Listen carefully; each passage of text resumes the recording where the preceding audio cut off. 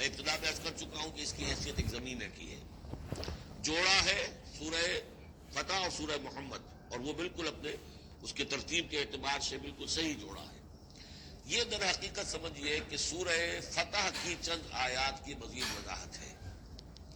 مثلا سورہ فتح میں ہم نے یہ پڑھا تھا بھلے تعزروہ و توقروہ، اللہ کے رسول کی تعظیم، توقیر، ان کی مدد، ان کی نصرت، یہ تمہارے لیے لازم ہے.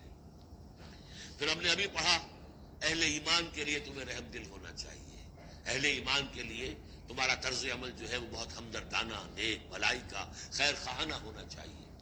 یہ ساری چیزیں جو ہے اس میں اب سامنے آ رہی ہیں. اور دوسرے یہ کہ یہ جو اب دین کے غلبے کی جد و جہد ہے، اس کے لیے جہاد کی اہمیت کیا ہے دین کے اندر، اس کی اصل حیثیت کیا ہے، اس کو بھی اس سورہ مبارکہ میں واضح کیا گیا. تو سورہ حجرات کل 18 آیات ہیں، 2 رکوعوں پر مشتمل ہے. لیکن جیسا کہ میں نے عرض کیا تھا، مسلمانوں کی جو اجتماعی زندگی، معاشرتی زندگی ہونی چاہیے، مسلمانوں کا مسلمانوں کے ساتھ کیسا سلوک ہونا چاہیے، مسلمانوں کا کیا رویہ ہونا چاہیے محمد رسول اللہ صلی اللہ علیہ وسلم کے ساتھ، اور پھر یہ کہ اسلامی ریاست کی بنیاد کیا ہے، دستوری بنیاد کیا ہے، اور اس کی اصل میں اساس جو ہے وہ کس چیز پر قائم ہے، یہ ساری چیزیں اس سورہ مبارکہ میں بیان ہوئی ہیں. بسم اللہ الرحمن الرحیم. یا ایھا الذین آمنوا لا تقدموا بین یدی اللہ ورسولہ واتقوا اللہ ان اللہ سمیع علیم. اہل ایمان مت آگے بڑھو اللہ اور اس کے رسول سے، اور اللہ کا تقوی اختیار کرو، اللہ سب کچھ سننے والا ہے، سب کچھ جاننے والا ہے. یہ پہلی آیت جو ہے یہ گویا کہ ہر اسلامی ریاست کی دفعہ نمبر 1 ہے. یا ہم یہ کہہ سکتے ہیں دفعہ نمبر 1 تو یہ ہو کہ یہاں حاکمیت اللہ کی ہے، لیکن حاکمیت اللہ کی کیسے یہاں پر ہوگی؟ تنفیذ یہ ہے کہ اللہ اور اس کے رسول نے جو حدود قائم کر دی ان سے تجاوز نہیں ہوگا. چنانچہ یہ دفعہ ہمارے ہر دستور میں موجود رہی ہے. No legislation will be done repugnant to the Quran and the Sunnah. یہ موجود ہے، لیکن ایک ہاتھ سے یہ دفعہ یعنی اسلام ڈال کر اور دوسرے ہاتھ سے نکال لیا گیا. ایک آئیڈیولوجیکل کونسل بنا دی گئی ہے، وہ غور کرتی رہے گی، کوئی قانون کوئی خلاف ہے اگر اسلام کے تو وہ رپورٹ پیش کرتی رہے گی، سال بسال رپورٹیں آتی رہیں گی. کوئی لازم نہیں ہے دستور کی روح سے کہ ان کی دی ہوئی رپورٹ پر عمل بھی ہوگا. لہذا وہ الماریوں پر الماریاں بھرتی رہیں. کام ہوا ہے، محنتیں ہوئی ہیں، کوششیں ہوئی ہیں. ان میں ایک بڑی اچھی محنت ہوئی تھی جو اقتصادیات کے بارے میں ہوئی تھی کہ سود کے بغیر کیسی بینکنگ کا نظام قائم کیا جائے، اس میں بڑی محنت ہوئی ہے. لیکن دستور میں کوئی گارنٹی نہیں ہے کہ اس آئیڈیولوجیکل کونسل کی کوئی سفارشات لازماً وہ ان کی تنفیذ بھی ہوگی. تو معلوم ہوا کہ وہ بس ایک ایکسرسائز ان فیوٹیلیٹی ہے اکثر و بیشتر. تو فرمایا پہلی بات تو یہ طے کر لو کہ اللہ کا حکم اور اس کے رسول کا حکم، کتاب اور سنت. No legislation can be done here repugnant to the book of Allah, Quran and the Sunnah of the Prophet sallallahu alaihi wasallam. یہ ہے اصل الاصول، یہ ہے دفعہ. اس دفعہ سے اب یہ ریاست اسلامی بن گئی کہ جو بھی لیجسلیٹو باڈی آپ بنائیں، اسے آپ پارلیمنٹ کہیں، اسے مجلس ملی کہیں، اسے آپ کانگریس جو چاہے کہیں، اس کی لیجسلیٹو اتھارٹی جو ہے وہ لمیٹڈ ہے، limited by the injunctions of the Quran and the sunnah. اس دائرے کے اندر اندر وہ قانون سازی کر سکتے ہیں. اس لیے کہ اس دائرے کے اندر اندر جو کچھ ہے وہ مباح ہے، اور مباح کے اندر آپ اکثریت کے ساتھ فیصلہ کر لیجئے.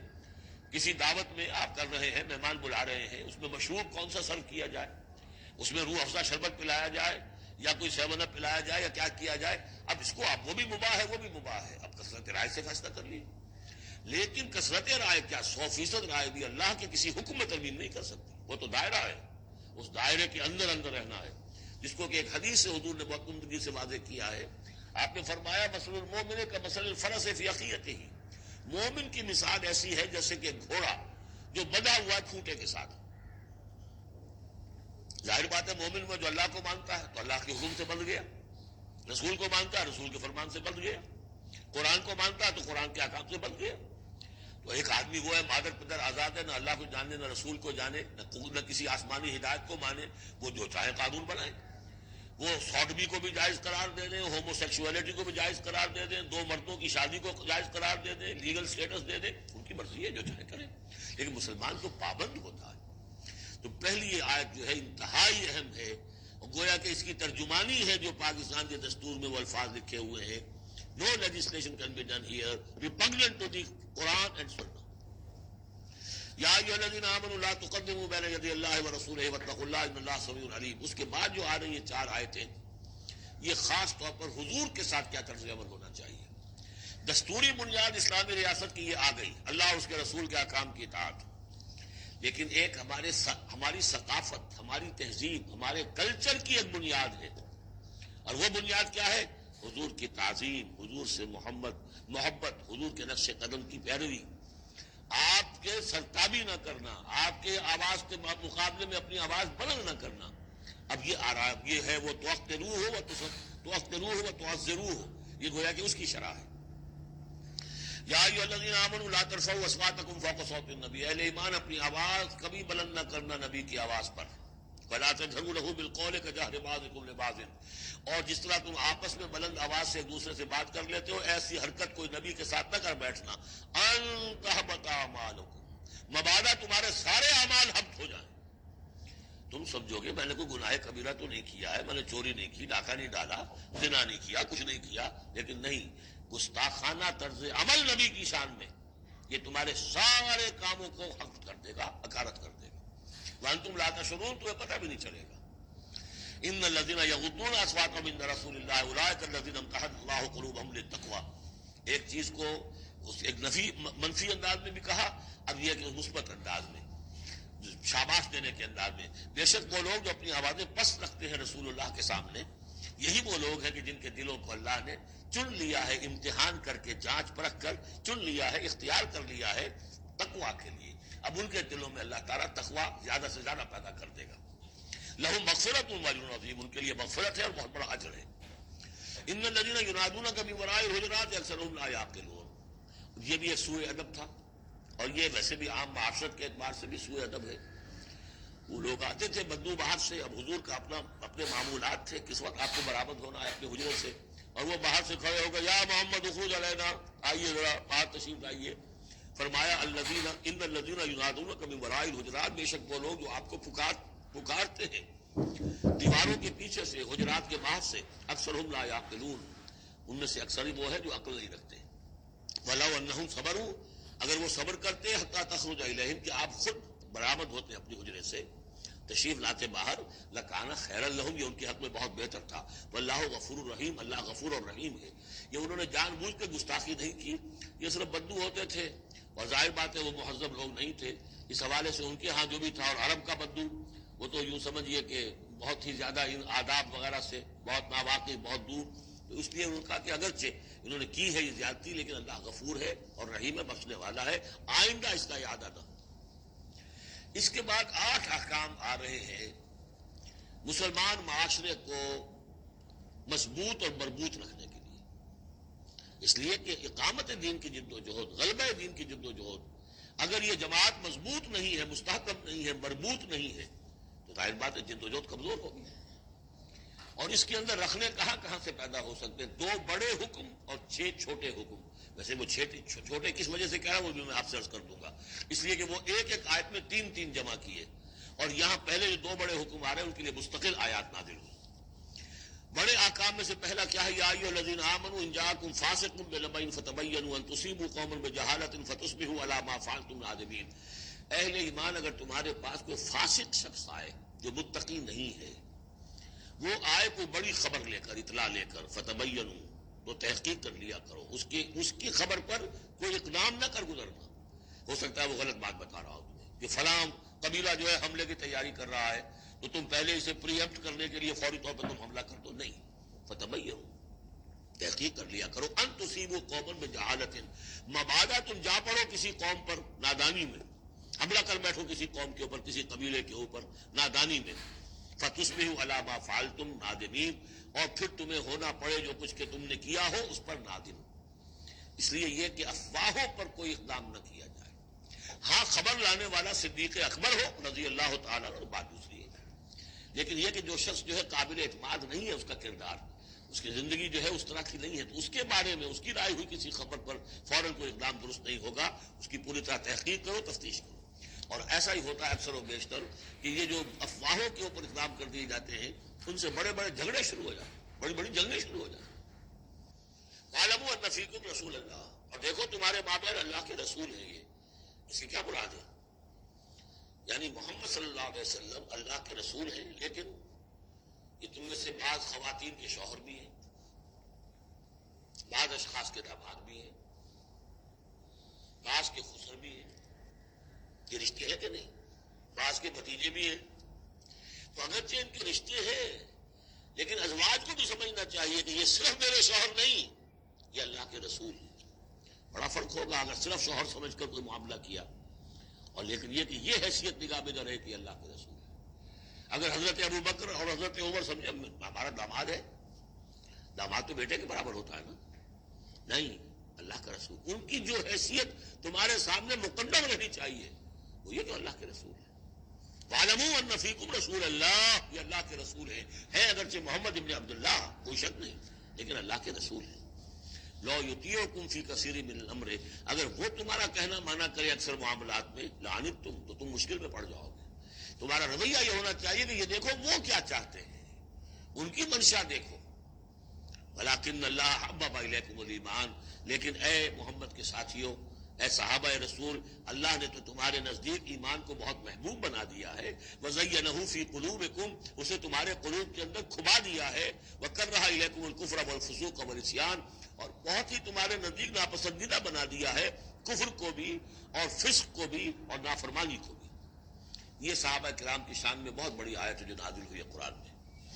وَلَٰكِنَّ اللَّهَ حَبَّبَ إِلَيْكُمُ الْإِيمَانَ وَزَيَّنَهُ فِي قُلُوبِكُمْ وَكَرَّهَ إِلَيْكُمُ الْكُفْرَ وَالْفُسُوقَ وَالْعِصْيَانَ أُولَٰئِكَ هُمُ الرَّاشِدُونَ، یقیناً یہی لوگ ہیں جو صحیح راستے پر ہیں اور جو سعادت مند ہیں اور جو آخری کامیابی کو حاصل کریں گے۔ فضلا من اللہ ونعما، اور یہ فضل ہے اللہ کی طرف سے، انعام ہے اس کا، احسان ہے۔ واللہ علیم الحکیم، اللہ سب کچھ سننے والا، اللہ ہر چیز کا علم رکھنے والا اور کمال حکمت والا ہے۔ اب دوسرا حکم آ رہا ہے، وَإِن طَائِفَتَانِ مِنَ الْمُؤْمِنِينَ اقْتَتَلُوا، آخر اہل ایمان بھی انسان ہے، جھگڑا ہو سکتا ہے، اختلاف ہوگا، اختلاف سخت ہو جائے جھگڑا ہو جائے گا، جھگڑا سخت ہو جائے قتال بھی ہو جائے گا۔ آخر حضرت علی اور حضرت عائشہ کے مابین جنگ ہوئی کہ نہیں؟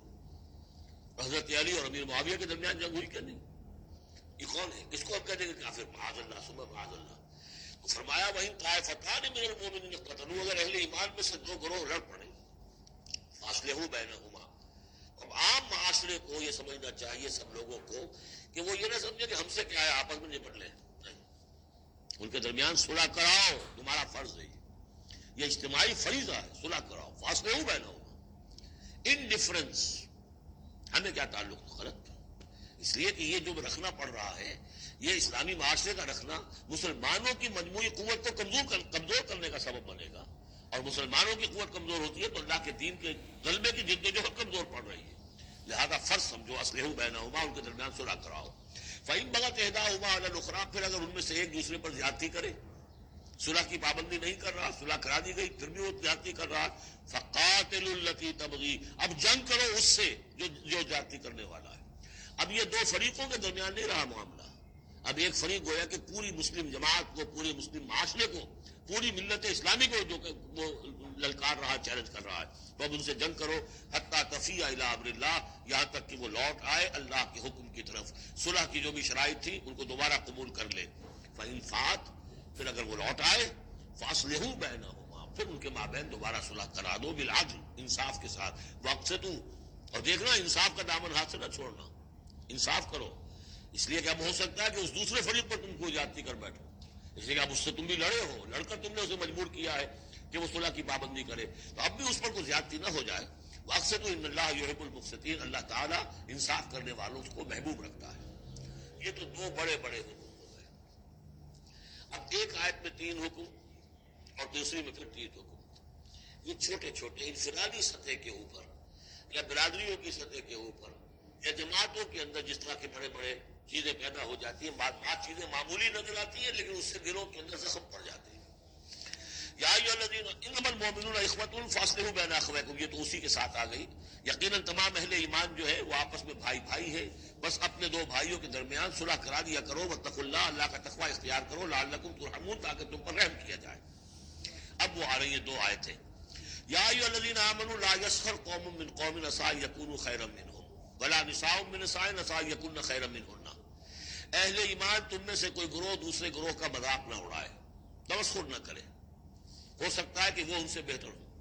جن کا تم مذاق اڑا رہے ہو، کسی ایک برائی کو دیکھا ہے تم نے، کسی ایک عیب کو دیکھا ہے، اس کی ناک چھوٹی ہے، اس کا کان چھوٹا ہے، اس کا فلاں یہ ہے، اس کا یہ ہے، تو تم نے تو کوئی عیب دیکھا ہے ظاہری ہو سکتا ہے، دل میں اس کے تقویٰ تم سے 10 گنا زیادہ ہو، اللہ کی محبت، اللہ کے رسول کی محبت تم سے 1000 گنا زیادہ ہو، تو تمہیں کیا پتا، تم نے تو ایک چیز دیکھی ہے۔ اسی طرح عورتیں دوسری عورتوں کا مذاق نہ اڑائیں، عسیٰ ان یکن خیرا منہن، ہو سکتا ہے کہ وہ جن کا مذاق اڑایا جا رہا ہے وہ اللہ کی نگاہوں میں بہتر ہو ان سے جو مذاق اڑا رہی ہیں۔ ایک حکم تو ہو گیا تمسخر نہ ہو۔ ولا تلمزوا انفسکم، اپنے آپ کو عیب نہ لگاؤ، اپنے آپ کو عیب لگانا یعنی اپنے بھائیوں پر عیب نہ لگاؤ، آخر وہ تمہاری ہی اس ملت کا فرد ہے، امت کا فرد ہے، تو اس کو عیب لگا تو تمہیں عیب لگا۔ اس لیے فرمایا بہت ہی بلیغ الفاظ ہے، ولا تلمزوا انفسکم ولا تنابزوا بالالقاب، اور لوگوں کے چڑانے والے نام نہ رکھ لیا کرو۔ کسی جماعت کا نام کچھ اور ہے، اس کو چڑانے کے لیے نام کچھ اور رکھ لیا گیا، یا اور کسی فرد کے لیے، کسی گروہ کے لیے، تو یہ جو ہے ایک دوسرے کے اوپر اس طریقے سے ڈال دینا وہ نام ان کے اوپر کہ جو ان کو پسندیدہ نہیں ہے، یہ 3 کام ہو گئے ایک آیت میں روکا گیا۔ اس کی وجہ سے اکثر ایسا ہوتا ہے، کبھی ایک دوست آپ ایک خاص قسم کا مذاق اس سے کر رہے ہیں یا کسی لفظ سے اس کو چھیڑتے ہیں، 100 دفعہ وہ سن لیتا ہے، کوئی اثر نہیں ہوتا، کسی وقت کوئی عجیب کیفیت ہوتی ہے اس کی کہ اس کے دل میں جا کر زخم کی طرح لگ جاتا ہے، اور پھر وہ دل کا رشتہ ٹوٹ جاتا ہے، اور ایک ایسی جو ہے اس کے اندر گرا پڑ جاتی ہے، پھر کھولے نہیں کھل سکتی۔ لہذا محتاط کرو۔ بئس الاسم الفسوق بعد الایمان، ایمان کے بعد تو برائی کا نام بھی برا ہے، کیوں ان چیزوں میں جا رہے ہو؟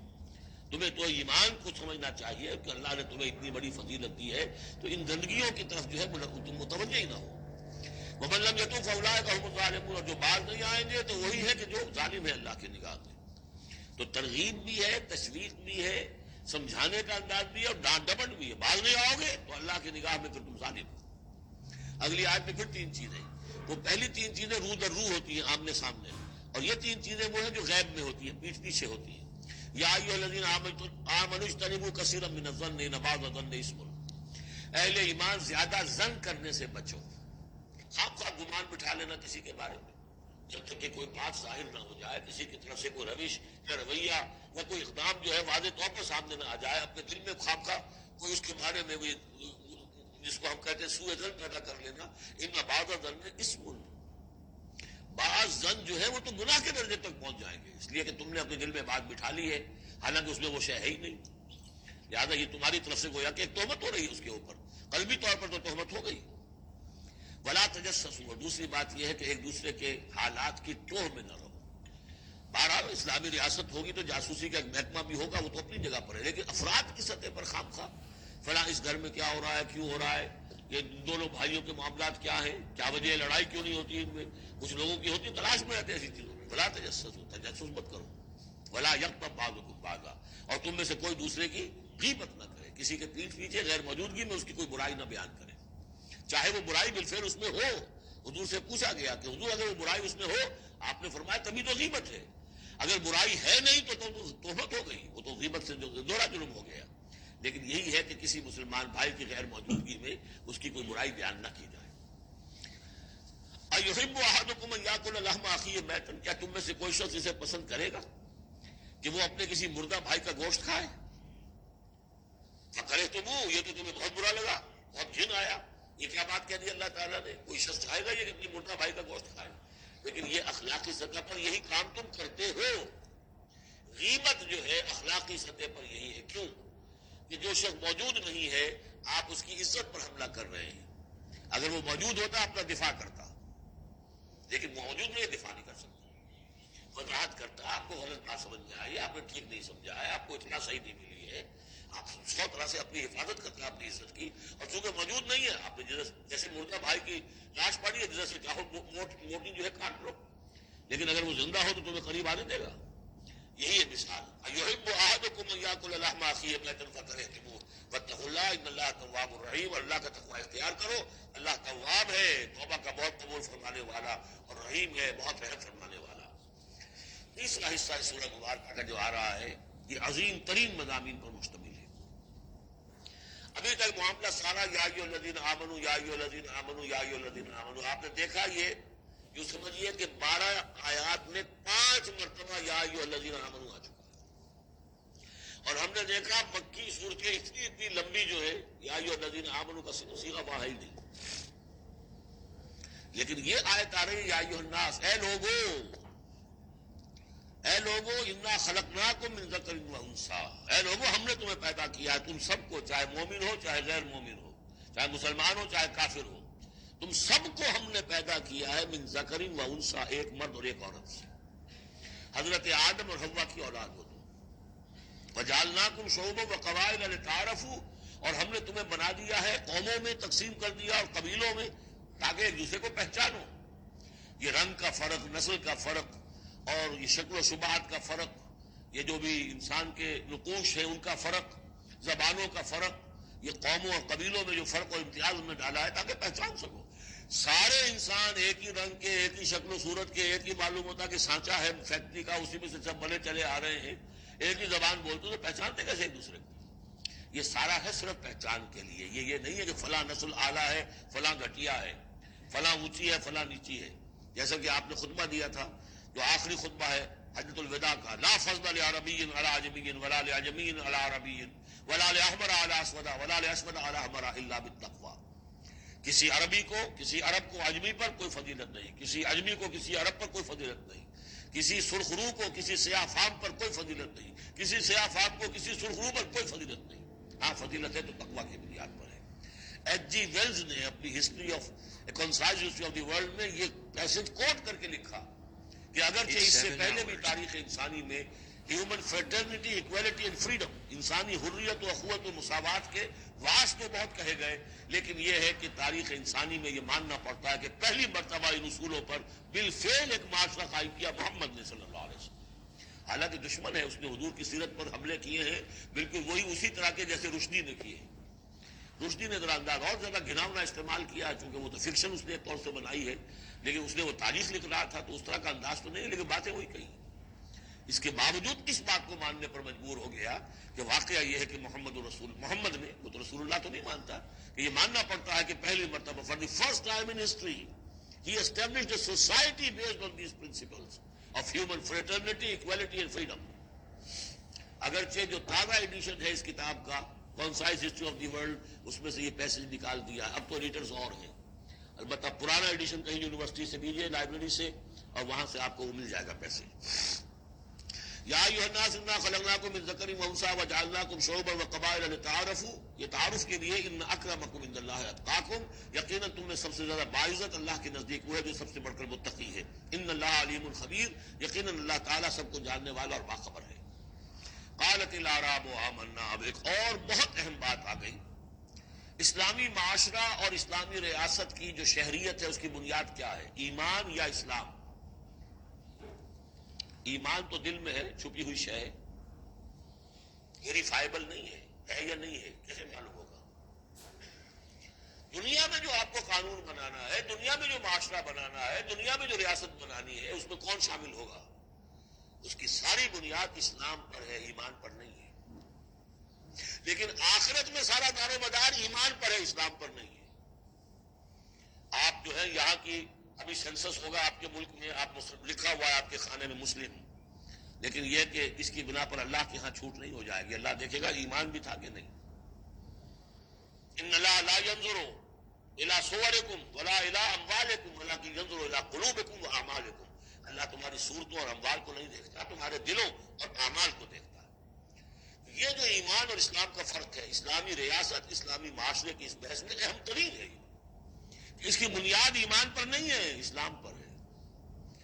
اس کے لیے بیان کیا کیا؟ قالت الاعراب آمنا، یہ بدو کہہ رہے ہیں ہم ایمان لے آئے۔ قل لم تؤمنوا، اے نبی ان سے کہہ دیجئے تم ہرگز ایمان نہیں لائے ہو۔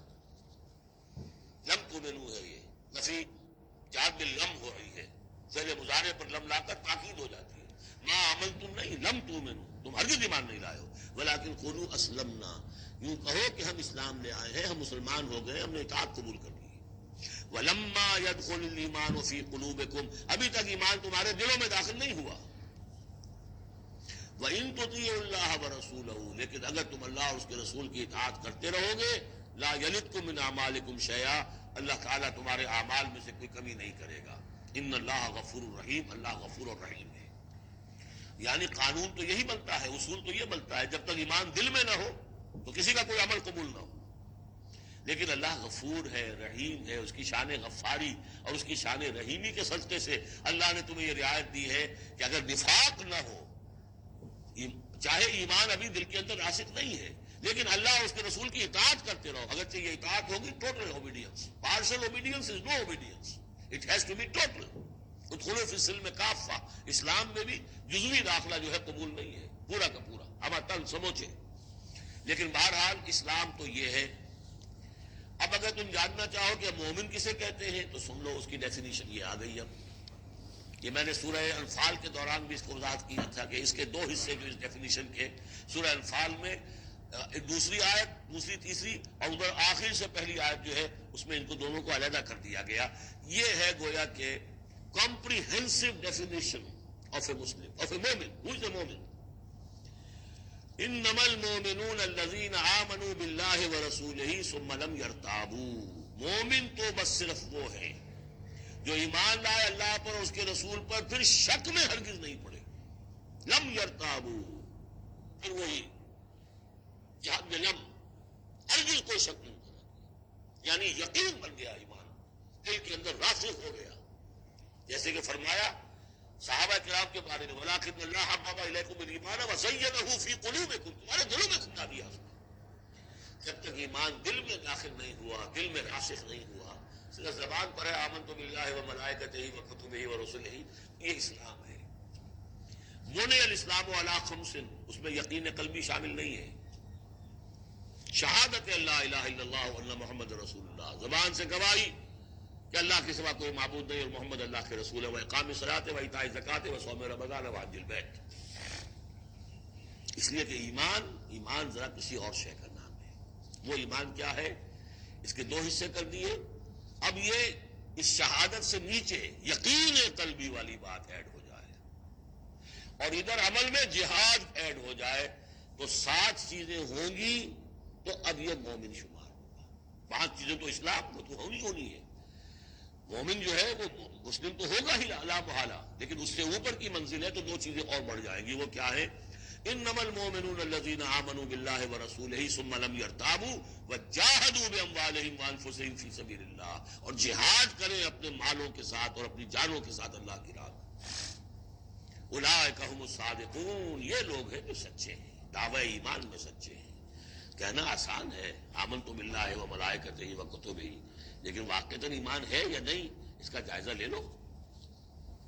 جیسا کہ میں نے عرض کیا، باطل کے نظام کے تحت زندگی گزارتے ہوئے اگر اس کو ذہناً قبول کیا ہوا ہے، اس کی چاکری کر رہے ہیں، اسی کی خدمت کر رہے ہیں اور اپنی توانائیاں صرف کر رہے ہیں اسی نظام کے تحت پھلنے اور پھیلنے اور پھولنے میں، زیادہ کمائیں، زیادہ بڑے گھر میں رہیں، زیادہ شاندار محل ہو، زیادہ ہماری کار لمبی ہو، ہمارا یہ ہو، ہمارا وہ ہو، سارا دن رات اور سارا خون پسینہ اسی کام کے لیے ہوا، وہ مومن نہیں ہو سکتا. غلبہ باطل کے تحت انڈر پروٹیسٹ رہنا پڑے گا. ایسے رہنا ہوگا جیسے کہ جیل میں انسان رہتا ہے. دنیا سجن المومن و جنت الکافر.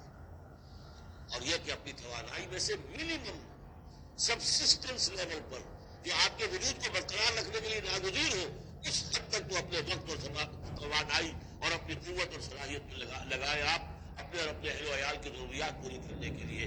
باقی سارا وقت، ساری صلاحیت، ساری قوت اللہ کے دین کو غالب کرنے کی جدوجہد، نظام باطل کو جڑ سے اکھیڑ کر پھینک کر اور اللہ کے دین کو قائم کرنے کی جدوجہد. اگر یہ نہیں ہے، اگر یہ نہیں تو ماں باپ پھر سب کہانیاں ہیں. پھر یہ اسلام کا دعویٰ ہے. اسلام تو ہے، مانے گے تم دنیا میں تم مسلمان عورت سے شادی کر سکتے ہو، مسلمان باپ کی وراثت تمہیں مل جائے گی، قانونی حقوق سارے تمہارے مسلمانوں کے ہوں گے، اسلامی ریاست میں تم مکمل شہری شمار ہو جاؤ گے، لیکن مومن شمار نہیں ہوگے اللہ کے ہاں. قالت الاعراب، یہ آیات تو ایسی ہیں کہ یہ یاد کر لیجیے آج کی رات. قالت الاعراب آمنا قل لم تؤمنوا ولكن قولوا اسلمنا. معلوم ہوا علیحدہ کر دیا ہے، بالکل واحد مقام ہے یہ قرآن مجید کا جس میں اسلام اور ایمان کو یوں کر دیا علیحدہ. کہ ایک گروہ ایسا بھی تھا جس کے بارے میں کہا گیا ایمان تمہارے دلوں میں تاحال داخل نہیں ہوا. البتہ اس آیت سے بعض لوگوں کو یہ مغالطہ ہو جاتا ہے کہ یہ منافقین کی بات نہیں ہے. لیکن منافقین کا تو کوئی عمل قبول نہیں اللہ کے. یہاں کہا جا رہا ہے کہ اگر تم اللہ اور اس کے رسول کی اطاعت کرتے رہو گے اللہ تمہارے اعمال میں کوئی کمی نہیں کرے گا. تاریخی پس منظر سمجھ لیجئے، جب اللہ تعالیٰ نے عرب میں حضور کو غلبہ عطا کر دیا اذا جاء نصر اللہ والفتح ورأیت الناس يدخلون فی دین اللہ افواجا. اب ظاہر بات ہے کہ تمام قبائل کے اندر بیٹھ کر مشورے ہوئے. It's no use continuing resistance. اب تو بہرحال فیصلہ الفتح محمد کو ہو گئی ہے، اب ہم مقابلہ نہیں کر سکتے، کوئی اور راستہ نہیں، جاؤ اور جا کر وفد بھیجو اور اطاعت قبول کر لو اور اسلام قبول کر لو. تو وہ اطاعت بھی تھی اسلامی ریاست کی، ساتھ ہی اسلام قبول کرنا بھی تھا کہ ہم نے مان لیا جی. اس لیے کہ وہاں سے تو الٹیمیٹم آ چکا تھا جو سورہ توبہ میں ہم پڑھ چکے ہیں کہ یہ صرف 4 مہینے کی مہلت ہے، اس کے بعد اگر تم ایمان نہ لائے تو فَإِذَا انْسَلَخَ الْأَشْهُرُ الْحُرُمُ فَاقْتُلُوا الْمُشْرِكِينَ حَيْثُ وَجَدتُّمُوهُمْ. تو اس کے بعد ایمان لانا ان کے لیے لازم تھا اگر رہنا عرب کے اندر. لیکن یہ کہ ان میں 3 طرح کے لوگ تھے. ایسے بھی یقیناً تھے جو خلوص دل سے ایمان لائے، ایسے بھی لوگ تھے جو دھوکہ دینے کے لیے ایمان لائے، جان بچانے کے لیے. یہ 2 ہو گئی ویلیوز، پازیٹو اور نیگیٹو. بیچ میں پازیٹو اور نیگیٹو کے مابین ایک زیرو لیول آتا ہے. زیرو لیول وہ تھا کہ دل میں نہ دھوکے کی نیت ہے، نہ حقیقتاً ایمان دل میں پیدا ہوا ہے، لیکن اسلام لے آئے. ٹھیک ہے، ہم تیار ہیں. وہ ہے جن کا ذکر کیا جا رہا ہے. قالت الاعراب آمنا قل لم تؤمنوا ولكن قولوا اسلمنا. تم یہ کہو کہ ہم اسلام لے آئے. ولما يدخل الايمان في قلوبكم، ابھی تک ایمان تمہارے دلوں میں داخل نہیں ہوا. وَإِن تُطِيعُوا اللَّهَ وَرَسُولَهُ لَا يَلِدْكُم مِّنْ أَعْمَالِكُم شَيْئًا. اگر اللہ اور اس کے رسول کی اطاعت کرتے رہو گے، اللہ تمہارے عمل میں سے کچھ بھی گھٹائے گا نہیں، کم نہیں کرے گا. بلکہ آگے چل کر یہ بات واضح ہو جائے گی کہ اگر اللہ اس کے رسول کی اطاعت کرتے رہو گے تو ایمان بھی تمہارے دلوں میں پیدا ہو جائے گا. اس لیے کہ ایمان سے عمل صالح پیدا ہوتا ہے اور عمل صالح سے بھی ایمان پیدا ہوتا ہے.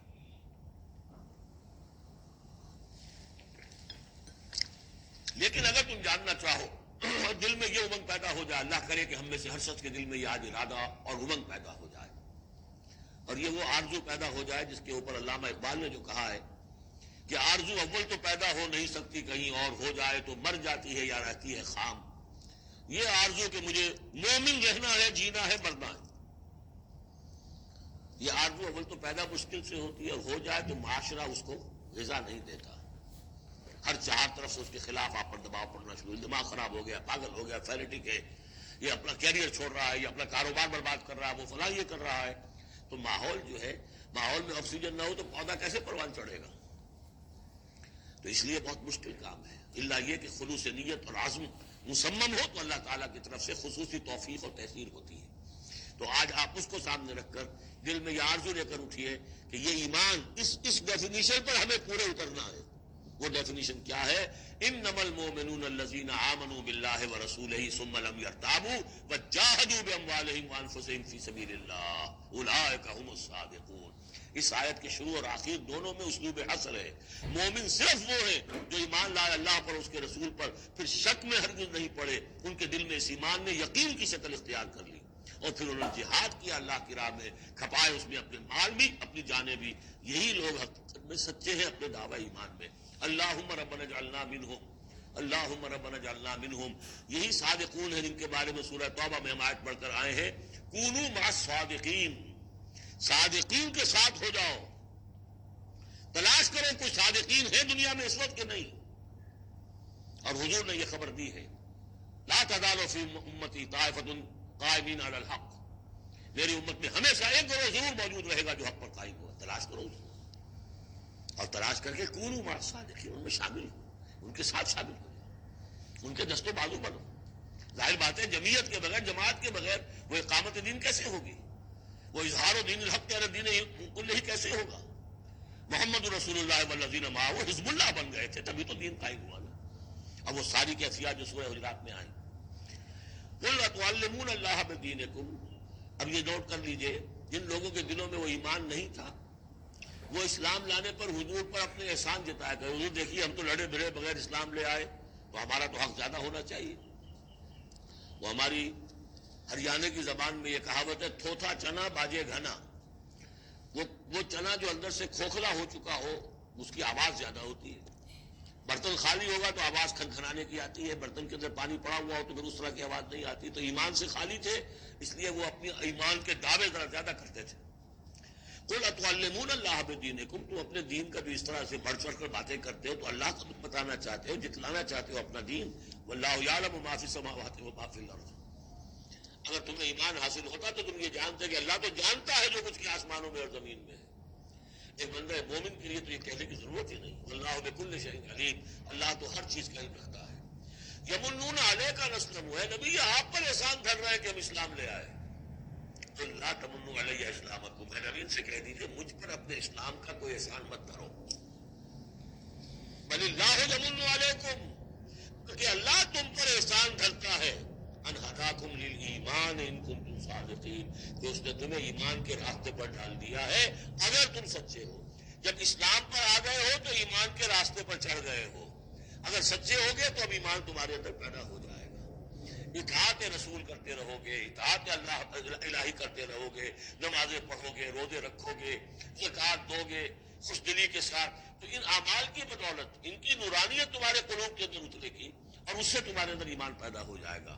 دیکھیے یہاں لفظ اسلام آیا تھا. پھر یمنون علیک ان اسلموا، یہ آپ پر احسان دھر رہے ہیں کہ وہ اسلام لے آئے. قل لا تمنوا علی اسلامکم، اے نبی کہہ دیجیے مجھ پر اپنے اسلام کا احسان مت دھرو. بل اللہ یمن علیکم، بلکہ یہ تو اللہ تم پر احسان دھر رہا ہے. ان ہداکم للایمان، کہ یہ جو تمہیں اسلام لانے کی توفیق دے دی اس نے، تو اس نے گویا کہ ایمان کی سڑک پر ڈال دیا، تمہیں اس راستے پر ڈال دیا ہے کہ جو ایمان تک لے جائے گی. ان کنتم صادقین، اگر تم اپنے اسلام میں صادق ہو. ہاں اسلام منافقانہ لائے ہو تو بات اور ہے، دل میں عداوت ہے، دشمنی ہے، صرف جان بچانے کے لیے اگر نیت یہی ہے تو پھر تو ظاہر بات ہے کہ نہ اسلام ہے اور نہ ایمان ہے. اگرچہ قانون اور پھر بھی مسلمان مانے جائیں گے. منافقین بھی آخری وقت تک مسلمان مانے گئے. منافقین جو ہے، یہاں تک کہ رئیس المنافقین عبداللہ ابن ابی کی نماز جنازہ حضور نے پڑھائی ہے. یہ تو غزوہ تبوک کے بعد ہوا، پھر کہ منافقین کو ننگا بھی کیا گیا اور مسجد جو انہوں نے بنائی تھی مسجد درار وہ گرا بھی دی گئی. وہ سب کچھ ہوا بعد میں ہوا، پہلے نہیں. غزوہ تبوک تک کا معاملہ یہ تھا کہ پردہ پڑا ہوا تھا. بل اللہ یمن علیکم ان ہداکم للایمان ان کنتم صادقین ان اللہ یعلم غیب السماوات والارض، یقیناً اللہ تعالیٰ جانتا ہے آسمانوں اور زمین کی تمام چھپی ہوئی چیزیں. غائب اور غیب اللہ کے علم میں ہے. واللہ بصیر بما تعملون، اور جو کچھ تم کر رہے ہو اللہ